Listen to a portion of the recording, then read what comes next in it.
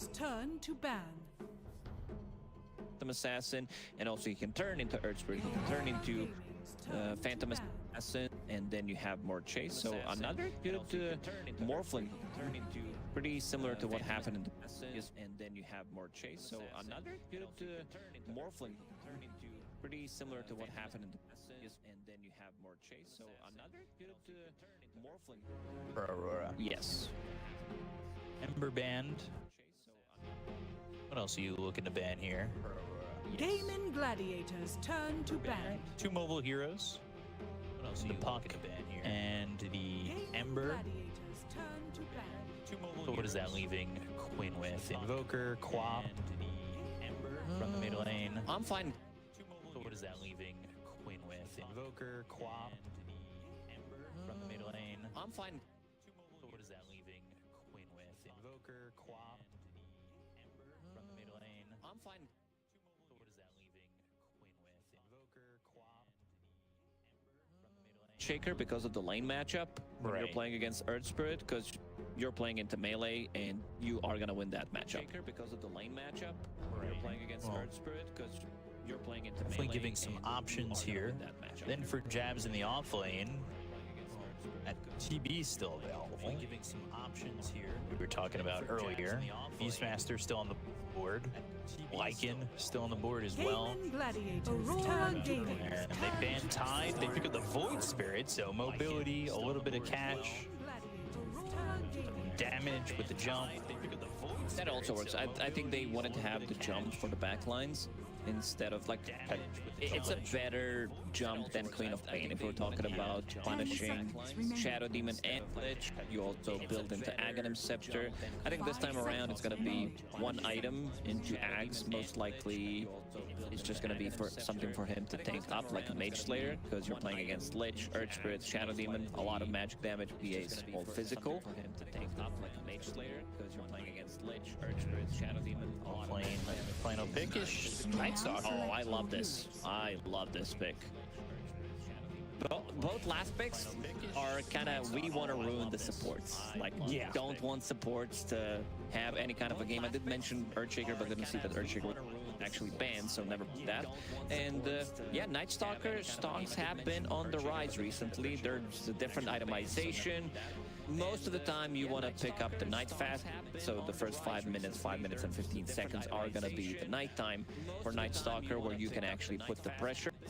And yeah, they needed something, because they have really good jumpers. All 3 cores with Earth Spirit, with Phantom Assassin, and Night Stalker, they're going to be ready to jumping the back lines. And 10 seconds remaining. I think the story for this game is just going to be who's going to be killing the supports 5 first. seconds Yeah, remaining. it does feel like a very support-oriented game for both teams. Multiple heroes can jump for both squads as well. It'll be interesting to see how the Magnus does. I feel like he's going to be very important to getting his jump, maybe with a blink RP if it's big enough, to control a couple of these heroes, to give them that opportunity to have that lockdown. But Night Stalker, to me, feels like the very standout hero here for Aurora. You also don't itemize early on. Like, there is some coming out from Pagna, but that's about it. This Night Stalker pick is all 5 heroes pretty much, because if you are looking at what they're buying, he's buying into Mantis style, Magnus is buying into like Blink Dagger, so you can't use the abilities once you get jumped. And yeah, chat 68%. I'm gonna vote for Aurora as well, try to get that up to 69, so that's gonna be my vote. And I also like the Night Stalker. As a Night Stalker spammer, I think this is just gonna be a great game for it. You think it's gonna be a great game for it? You guys have 4 points and 1 point. I feel like I need to go up the ladder a little bit. We can't all be getting points, so I gotta risk it. And I'm gonna go Gaming Gladiators. No analytical presentation from me whatsoever. Yeah, mine was very analytical. Get that number up to 69. Yeah.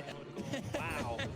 And really the best analysis I've heard from you. Wow. So we're gonna be getting into this game. This BO1 between Gaming Gladiators and Aurora should be.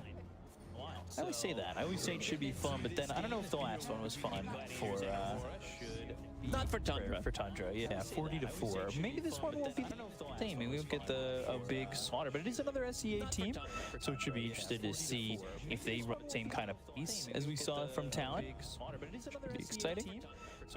I don't think they can match the pace of what Talent did in the previous game, and we also saw the average game time from Aurora. It's really up there. They tend to play longer games, so I think also when it comes down to the longer game, they're gonna be having a slightly better draft as well, because I'm looking at like qualifier buyers as well. You have Phantom Assassin, you have Night Stalker as well, who are gonna be opting to go for that item slightly later. But yeah, I think this is gonna be a longer game than what we saw in the first one, and maybe even longer than the average. Could potentially be a longer one. We'll have to see. But we are currently paused at the moment. It's a quick pause. We're not holding you here in terms of press F start the game. Have you ever accidentally pressed F9 while you were in a lobby? Not accidentally. I did it on purpose, but it didn't work at the time. I just wanted to test it out if it still works. Yeah, I wouldn't even risk that, but I think we're getting going in just a moment, so we should be into game number 1 of this. So game 1, the only game to be played in this BO1. Let's get it going. Aurora Gaming up against Gaming Gladiators.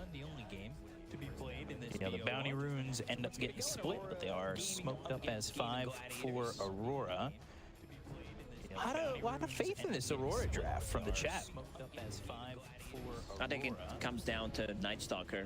A lot of fans, and let's check some of the assets: RP, EBB or EB, and also the Void Spirit Cup. And did go for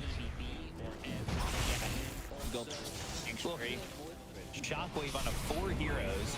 There's a disruption. Another blast. Q's got to be a little bit careful. First blood here for Watson. And they're going to chase for more. They've got another Nether Blast. They have the slow from the blood grenade. Shockwave hits 2. Ether Shock and one more right click from Ace to get a second kill. And hits him with the fun. I think they already had a lot. Yeah, 2 bounty runes, and let's see if they can get one more. They cannot, but 2 bounty runes. That's already 1,000 now. That's pretty big. You said, what, the 1 for 1? When does that officially start today? Your 1 for 1 rule, the net worth 1K per minute. I mean, you can't have 5K gold at 5 minutes, so starting minute 3, let's say. Okay. So at minute 3, if it's a 3K lead, yeah, it rarely happens. It happens if you get like, if you're playing into Visage, you lose 3-4 bounties, you feed 2-3 kills, then it can be, but the game is over anyway. So it's gonna be a lot of spam, and they're also gonna be bringing some extra regen to the lane, considering that they got that first blood and they got an extra kill. A lot of tangos flying out on their couriers, respectively, and you here on the Shadow Demon with the Night Stalker. You said starting in the nighttime, Watson gonna shift all the way down. Always scary when you're an observer and you have to see that Morphling get to 1 health and worry about whether or not he's dying or shifting. Need to look for Abed and Quinn, both on a Spirit. Void Spirit, Earth Spirit. How's this matchup go? I'll give this one a slight edge to Void Spirit. I think has an easier time. Ace, double level already. Skewer off to the right. Has an easier time. Creeps or anything like that. A Shockwave off the mark, Stifling Dagger, and a Frost Blast. Tofu having to be careful. A couple charges in that wand. Should be A-OK. Yes. We'll see if they go for that again with another Shackle Skewer combo, especially if the lane equilibrium goes back towards the dire side a little bit more. Both side lanes, I think we're going to be seeing a lot of action, and we're going to be seeing a lot more kills. Who did go Cluster Cluck, so we'll have the spell mechanic available.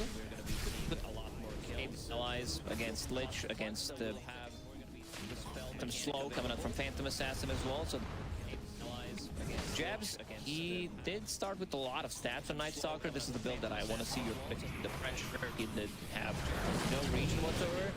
Trying to get in front of Celery early. Blood Grenade even committed to the disruption and the Void on that. Celery have 2 stacks of the Shadow Poison, 1 more right click, but not enough. He needs 3 stacks. There it is, and Q gets the kill. That was just that Shadow Poison really looked like it hit. that kill. Jabs also started with Hunter in the night rather than Void because it's a much better option to go for because with that facet, because you have that attack speed, makes your lane much easier to last hit. It's a much better option to go for because with that facet, making it easier for the Night Stalker. Palace here on the Phantom Assassin. We saw, not on this stream, but the other stream, the Paravision game, the Phantom Assassin getting a pretty quick Battle Fury. And then kind of spiraling out of control for Yakult to deal with. Dyer's top tower. Exactly see how that game finished out during our break, but it was a Phantom Assassin against a Drow Rain. But it did look as though Paravision bag. It's one of those heroes that PA can really get out of hand quite quickly. You on the run again. And waveform, Watson trying to stick under the Shadow Demon. Stacks of Shadow Poison on the Celery. Will pop it as he gets popped, and both supports will die here, and Jabs and Watson will shake hands and say, let's just walk away from each other. They're fine with that. I think Jabs would be happier if his support died before, because Night Stalker is very reliant on getting the XP, and also he didn't get the last hit on it. SD will TP mid, Q, refilling the bottle for Abed. Nah, that's enough. Okay, he got it. He actually got it. That's pretty big. Let's see if he can bottom lane and then get that one as well. That's enough. Okay, he got it. He actually got it. The Pugna. You know what? Bottle. Well, Celery also did die, so he went back. Ace, no skewer, has TP ready. Celery also. See if they decide to chase. He went back. Ace, bit too tanky. This also leaves Night Stalker in the top lane. Look at where lane is. This is exactly what you want to have. And getting that below speed. Goes and has the silence on to Watson. Will start to shift. Also gets the deny on the range creep while leaving the lane for a second. Has to be a little bit careful. Queen almost hitting that level 6 is about halfway to it, so is that Earth.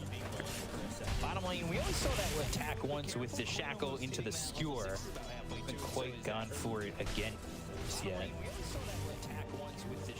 And similar to the Lich that we saw in the previous game, it is a 2-0-1, so avoiding Frost Shield overall. He wants to be able to interrupt Magnus coming close. And also Shadow Shaman, so that makes sense to get in this lane. Palos bringing in Healing Salve. Putting some pressure on them right now. There's that level 6. Aether Remnant got kicked away with the first Astral Step. Jumped in for it. Palos gonna spot Celery here. Stifling Dagger throws down the Nether Ward and trying to put some damage onto this Pugna. Kill, but now Ollie's kind of out of position. They've got the X, they have the Shackle. Stifling Dagger and the Skewer away out in Shadow Demon. We'll try to get some stacks here on the Shadow Poison. Might be able to pass over that Lotus, and does. Picked it up. But Paolo's now shackled. The three for the Shackle to get the kill to Ace. The look over at Celery. The right clicks will be enough to get a second kill. And now even looking maybe not enough mana to really continue on. It was a good move there to try and give the Lotus over and keep Ace alive, but the reason why Palos is attacking so fast is first of all, he has PA in his name, and second of all, he has that Arcana. So Arcana, I'm getting 20% from both purchases right now in the next 30 minutes. He decided to go for attack speed, so finishing goal. Power Reds, which makes Phantom Assassin such a strong laner, and then we'll go back to the Battle Fury. Yeah, back to the Battle Fury, but already has 1,000 gold, so not. For the net worth, you see the Void Spirit at the top. Much better around for Quinn. We have seen, obviously, games prior where he struggled a little bit. We'll get it on agar. Jumping over, doesn't get in front of the roll. Maybe Tofu was thinking Hex into Shackle once more. Jumping over, nothing doing at the moment. So this Void Spirit in terms of kills, and Ace close to level 6. We'll see if he can get there. Q just harassing with the Shadow Poison for now. Also leaves, yeah, Night Stalker, he is level 6. Same right now. Smoking those smoke. They turn back around. The smoke is broken. The Aether Remnant that connects. They've got the Hex. They're gonna go. Shield keeping him alive a little bit longer than maybe we would have liked. Sinister Gaze for a second, but Quinn, he's now going to be attacked by Palace, who's here over mid. There's 4 heroes. Assimilate onto the low ground. Astral step away. Jabs though with the silence. And jumping up is Palace. They're trying to go for this. They go to the back of top. Now the two. But here comes Watson trying to get a kill here on Palace. They'll get Courier, but that's it. Nobody can yet. Disrupt taking time. One more shot. Either the kill that got the Hex onto the Earth Spirit. Ahmed drops down another Remnant. But the Magnetize is now over. That was on the edge of really as Gaming were just a step away from maybe thinking that I just had the biggest trip because I'm like, why are supports not? It's not even close to level 6, and it's a day. It's because of the Night Stalker. The turn normally in 10 minutes, it turns into daytime. So I'm like, okay, it can really mess you up. when you're used to watching the clock, can be a bit of a problem. Okay, it can really mess you up. But Tofu almost level 6. There he is. He's got that level 6, not delayed like we saw in the previous game for some of these supports, but so far so good for these supports, and they're going to go after Jet. Form forward and an Astral Step. The Aether Remnant, the Assimilate, the Adaptive Strike is enough to the kill. And, well, maybe you guys can adapt to the land environment. Put exclamation point into the chat. You can get yourself some tickets, join some other fun humans. Same thing, that is Dota. Come to the Saba Center, enjoy some BO1 land in the year 2025. To get your tickets now, join us and continue to watch this game. Game Gladiators against Aurora. 10 minutes into the game. Yeah, they need to use next nighttime and Earth Spirit to try to get back into the game. They also need the supports lynched only level 5, so needs that extra level. Quinn is gonna get the 10-minute run. This is the big one. If they decide to take a fight, he will gladly an extra level. He joined in the previous fight, he didn't die, so that's a big dub, but also needs to be able to farm up and get that Battlefield online. Can't just connected, so they know exactly where they're coming from, but Palos is already in trouble. Shockwave trying to pull him back into the range of these Serpent Wards. Has the RP. Now some of them can hit. And Ace will get the kill on a Palace. We got that Phantom Assassin. Serpent Wards initially weren't exactly amazing. But it worked. Oh. You're just trying to get some obs vision down and trying to find anything they can. But Gaming Gladiators, they've got decent stacks in the triangle. They've done really well in the lanes. It's a 5,000 net worth lead for them. They've got decent stacks in the triangle. Even more stacks to be made by Sully, who can help Quinn take this Quinn top stack. That wasn't even on purpose. I know what you're laughing about, but I'm pretty sure that was a good one. So Quinn took it, even without using the rune, will now automatically pop it, and we'll try to look for something. But I'm also looking at the itemization. Ace going for Echo Saber, so he wants to scale as well. He thinks that if this game goes late, if Aurora somehow drags this game to post 40-50 minutes, he wants to be able to some extra items. This is the item that allows you to farm. You also become super tanky, gives you that extra damage, being universal hero. There's not going to be any kind of defense in the mid lane. Celery secures the tower just in case. Jabs. This is the problem with the Night Stalker, because if you're not getting kills, if you're not dominating your lane, getting those early kills, you are struggling because this hero doesn't farm. So if it's nighttime, this is where you farm faster, but you're also showing in the lane, which means you're not getting pressure on the map. They know exactly where you are. Palos is getting He needs to be careful. He's deep inside his own jungle, but they're not going to go any further to try. We were talking about, obviously, the pressure that a Pugna can put on, taking the tier 1 tower, so we'll see how Celery continues now hitting that level 6, so has a little bit more on that save. If you were looking for a tiers 1 for you, almost all of Watson's stats with Game Gladiators are better than Duracio's. He gets more kills, dies less, and earns more gold.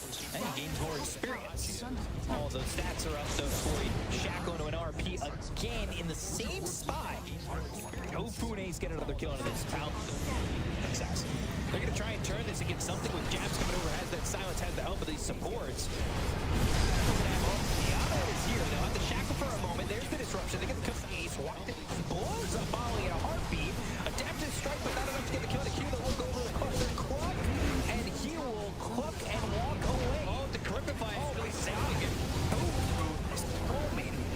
But it ends up finally falling to get the kill. The Q, they'll take out Ahmed. It ends up being a 3 for 2. They're not fight ready. Like that Chain Frost did a lot of damage, but they also did misplay a little bit because he wanted to use Disruption while Chain Frost was on him, which means that there's nothing to bounce off afterward, and did not want to join in this fight.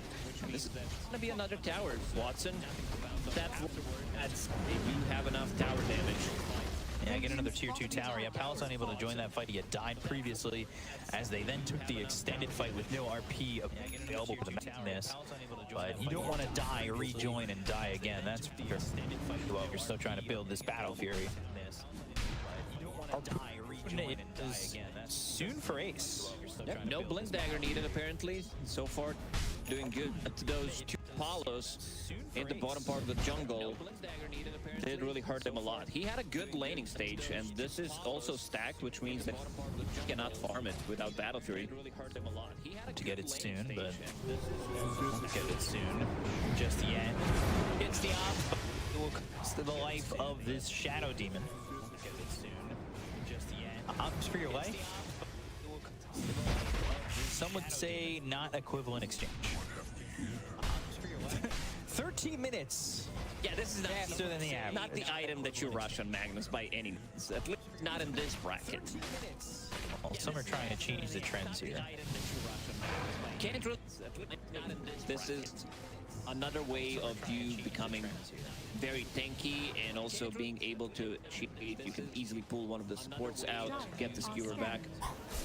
Man, Paulus, he's really struggling. 15 minutes in one of the yet. Lowest net worth core. Shadowtown's really struggling. Overtaking Palace. Now in the percentage world, he's about 25% of his own net worth away from overtaking the assassin, so not that close, but when you look at the numbers, it does seem kind of close. Quinn. Step, as well as the 8th Remnant with an Assimilate. They're going to Stifling Dagger this Void Spirit. The Disruption almost looks like it was more killing of Ollie than saving. And Q is on the run. Assimilate again, goes right in the face of Jabs. Now they're going to silence him with the tier 2. So they're trying to save Quinn. Alex in trouble. The circle wall is replaced. The silence is there. The Magnetize comes through. They're going to come to Quinn. Now Alex going to look for more. The roll in on 2. Celery to get by, but the 3 heroes affected by the Magnetize will look over at Palace. They've got the waveform over from Watson to come into the fight. Cluster clock once again. Tofu dies. Celery's gone. Watson going for more. Gets in front of the roll. So Ahmed with the geomagnetic ring. Let's help here for the Night Stalker. Ace is about to die from the back. Dies. It ends up being 4 heroes out of the side of Gladiators. But can Watson finish off anybody else? They've got themselves the frost. After Q, they with the finish brigades. Away, trying to survive. Chain Frost only once. Wave come forward, gets on a Q. Now it bounces off to an illusion. They'll try for Jab. Watson standing his ground. Anyway, this fight, adapted strike. One more click, not enough. Jab, armor toggling. Powers back into the jumps in, gets the kill to Watson, and that is a full team fight. Oh, they overextend there a little bit, and also that Chain Frost making the difference, jumping off to the illusions and Paulus back. I was thinking about farming the stack now that he just finished off the Battle Fury, but it wasn't enough. And you can see this is the fight where Jabs actually owned on the Night Stalker, had a completely free reign. He was jumping the support, so almost 6,000 damage in a single fight as a Night Stalker. An item. Armlet toggled 23 times. That is really insane. And you want to know what's insane? You not following the channel. Just set the !F in the chat. Follow the channel. Follow us on all socials to get behind the scenes of this LAN. The ground and join us on the playground if you want. Oh man, they just stole their stacks.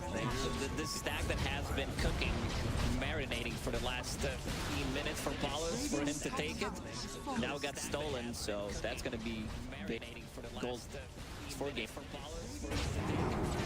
despite the fact that they lost everybody, Game of Gladiators still feel very ahead in this game, and they will get another kill on Ollie. That Warriors lead not as big anymore. However, that was pretty beneficial for Watson. You making stacks on the other side of the map. He's like, if you're gonna steal our stacks, we're gonna be playing on yours for Palos, so. And nobody's here to check on this. They don't have boards on their own triangle either. They're also stealing the other side of the map, which Palos didn't farm. This is the build on the Night Stalker. Because you have 15 talent with status resistance, and you build into S and Y, so you basically have like 50% status resistance. It's great against Shaman, it's great against Plugin, the stuns are not going to be lasting as long. And you know what they say about 50%? It's almost 100%, so he's basically got 100% status resistance. It gets pretty ridiculous. We can. I mean, that's one of the reasons they got all those status resistance things. Oh, back in the days, S and Y. Status resistance. S and Y is the only item that gives status resistance right now. Y seems to be like the best item in the game still, because resistance is strong. It is. It gives you extra damage, extra armor, attack, everything. Hex, Serpent Wards committed, and the Shackle. Couldn't get the kill on Ahmed, and now they've got this Blink Dagger. He just picked it up. Looking for a target to go after. Might be Jabs RP, but the silence follow-up means he can't skewer away. Jabs could survive, but the Armlet Toggle is not going to be enough. That Chain Frost bounce won't really quite feel that, and that is another kill here on a core for Gaming Gladiators. Needs that BKB. He desperate. Getting close to it, but not sure how much of an impact it's going to be. If they see him a BKB, Magnus is 100% going to try to RP him in a fight, and also Quinn is getting closer to his Aghanim's contact. So that means that supports, we did say it, it's going to be who's going to be killing the supports first. So with on Quinn, it's going to make a lot of difference. Blackery, man, Vlad Conda here for Watson. He's happy with everything that he's got. You've got Tofu, who showed off that Blink Dagger just a moment ago, having built get into the back lines, or even initiating if they don't want the Magnus to be the first one to jump in. You have they'll get a 5-man smoke, but I don't know if this is exactly the fight you want to go for. They don't have RG though. She'll make a grip on a 3. They're also going to get the silence here on the Void Spirit. He's got to run to start, but they hold back in. The magnetized supports here are going to be ill. So, the roll in, but now you're in a little bit of disruption coming out from the Shadow Team. The Cloak Block trying to save Tofu, but Palace has a double kill. They end up whipping up 2 for 2 right now. Do they go for more? Astro standing at 5 pounds. On to this Phantom Assassin, who's forced to pop that first BKB to run away. This is another fight with him as Rune, plus he also has end power, so he's dishing out some insane amount of damage, plus you can throw that on Morphling, plus Vlad's 2.5. Quinn also, but he's been magnetizing. Even 5 years, yeah. They still want to take the fight. It's nighttime, Jabs. Be careful going in. That observer gave them vision to get the initial jump, and they also want to have Torby own. They have really good supports to get that charged, and in the end, it's going to be cute. Extra bit of a heal that he's going to throw in either his Night Stalker or in Palos. Palos did, as we've seen in the previous fight, finished off his BKB, going for S1. A little bit rough that he had to use it to run first. Yeah, it feels bad. Yeah. And now they know that BKB on Phantom Assassin, they have more than enough damage. Everybody's going to be full health after killing Roshan. Watson is going to pick Watson, having the perfect game. He's been very active joining these team fights, and he is sitting on top of the net worth by a huge margin, 15,000 on him. He's been very active joining these team fights. 1,000 net worth lead has been pretty stationary at that number around there. Axe finally finished off here for Quinn. The picks 18 talent, the extra Resonant Pulse damage. He's happy with everything. Walls need to be dispelled if they want to take him down. He's happy with everything. for the Lich. Map is really small for Aurora. Can't go too far out without getting caught. There's a nice ward here from Gaming Gladiators in the top lane. It's in the middle of the lane, and I'll see you if you want to farm that extra camp, or you go out a little bit too far, maybe go to the Ancients, code over to the Triangle. It'll see you. Harpoon into a skewer and a silence. I never had a chance. Dire's top tower is under attack. See ya. They glyphed immediately. They glyphed while they also used Lich Shield, so that's going to be invitation for Gaming to jump to high ground. Oh, Quinn! He got killed with the Wolf Spirit, so both these spirits gone very quickly. Hudson's holding on to an Aegis, but maybe he would have wished he would over to Quinn. That's why I said he needs to get dispelled. He had that shield rune, thought that he's going to be invincible, maybe bugging up, but Shadow Demon ulti. Oh, forcing the BKB. You don't have to reinitiate, but you just use another BKB charge like that. Still a big kill. They lost the tower, but getting at least something out of it. Still 3.5 minutes left on the Aegis, so at the 3-minute mark, you'll have Quinn back. Maybe you reset, start over, and go, especially if you can go fast timings. He's up in 13 seconds. That leaves you about a minute to find Palos and get him before his BKB's back up. They also desperately need Nullifier. Even though Shadow Demon ulti is going to do the trick, I feel like they need that. I want to see what Palos decides to buy after he finishes off his buy, and also what's the next item for Jab's going to be. I feel like they might just get 2 Nullifiers and try. Okay, TP. that was a long one. Alright, can we see that where he was actually TPing to? Because he was not TPing back to the base. He was not TPing to the fountain. We cut the fog, and I thought we saw them both TP for some. Not TPing Back, he gets hexed, his TP stopped. Oh my gosh. Radiant's top tower is under attack. Oh no, Phantom Assassin now for 25 seconds. That leaves the tier 2 top vulnerable to die. Gem purchased here by this Pugna, so Celery will have that early gem. Drain while they take the tier 3 tower. No Phantom Assassin to worry about. And this top center rack is going to be in a lot of trouble. They need to be very, very careful, especially coming back in. If they want to continue to put the pressure on, it's going to force them to fight. Phantom Assassin will just have their BKB back up. Double But still working with an Aegis. One on Morphling, one on Magnus. They're going to be ready. Another fight. It's daytime, so this is where Aurora is very vulnerable. No buyback available for the Phantom Assassin, short 300 gold, but everybody else on the team does have it. Palos again moving up, but that ward, if they find that Phantom Assassin, maybe they make the shift and go over, but they're going to leave the Phantom Assassin to do what they want. They'll go and get the dust, they'll find themselves Q, and they're going to kill Adam. And immediately, Palos has to TP back, walked up to this Ancient camp. If they lose the fight, TP back. If doesn't manage to get to... Oh my god, the damage on Palos. Watson. All right,